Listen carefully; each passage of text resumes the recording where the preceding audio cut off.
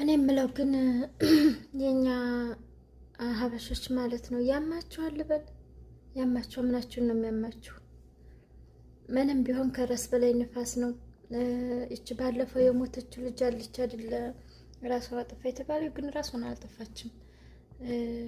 ያን እንዳልሆነ ሆና የተገኘችው እና አሰሪዎቿ ናቸው የገደሏት ነው የተባለው።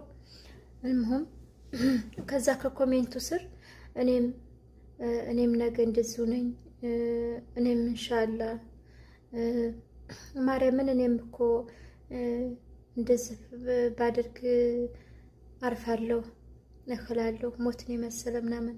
እንዴ እናንተ ብትሞት ራሳችን ብታጠፉ ሲኦል ነው የምትገቡት። ጭራሽ ከምድር የባሰ ማለት ነው፣ የዘላለም ሲኦል። የምድር እኮ ለአጭር ጊዜ ነው። በቃ ለአጭር ጊዜ መታገስ ያቅታቸዋል። ለአጭር ጊዜ በፈጣሪያቸው መመካት ያቅታቸዋል። ለአጭር ጊዜ በእግዚአብሔር ተስፋ ማድረግ ያቅታቸዋል። በአላህ ተስፋ ማድረግ ያቅታቸዋል። ለትንሽ ጊዜ በቃ ታገሱ። የማያልፍ የለም፣ መታገስ ነው በቃ። ቤተሰብ አስቸግሯችሁ ሊሆን ይችላል፣ ከዲታችሁ ሊሆን ይችላል፣ ፍቅረኛ ከዲታችሁ ሊሆን ይችላል። ይሄ ሁሉም የሚያጋጥማን ያኔ ሁላችንም ማለት አይቻልም። ቤተሰብ ባይከዳን ግን ፍቅረኛ ይከዳን። የሚያጋጥመን አፍቅራችሁ መለያየት አለ።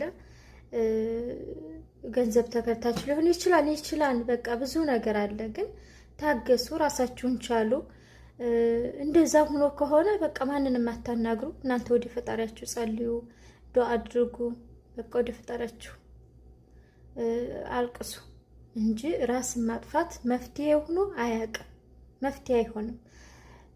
ምክንያቱም ፈጣሪ ራስን ማጥፋት አይገድፍም። በቃ የመጨረሻ ኃጢአት ነፍስን ማጥፋት ነው። ፈጣሪ የፈጠራትን ራሱ ነው የሚወስደው። በቃ ራሱ እስከሚወስደን ድረስ መጠበቅ እና ደግሞ ጀግና መሆን። በተለይ እኛ አረብ ሀገር ያለን ሴቶች ጀግና ነው መሆን ያለብን እንጂ የምን ደካማ መሆን ነው? የምን ራስ ማጥፋት ነው እንዴ? እንደውም ጀግና ነን እኛ፣ ጎበዞች ነን። መበርታት ነው ያለብን። ለሌሎቹ ተምሳሌት ነው መሆን ያለብን እንጂ ደክመን ጭራሽ ለሰይጣን ጆሮ መስጠት እንዴ የማይታሰብ ነው። እንደ ቸሩ መድኃኔዓለም እያለ ለምን እኔ ለሰይጣን ጆሮ ሰጣለሁ? ይታባቱና እሱ ቸሩ መድኃኔዓለም አለ። እመቤቴ ቅድስት ድንግል ማርያም አለች። ሙስሊሞቹም አላህ አላችሁ። በቃ እንዴ ስገዱ፣ ዱአ አድርጉ፣ ወደኔ ያልቅሱ ነው እንጂ ራሳችሁን አጥፉ ይላል እንዴ?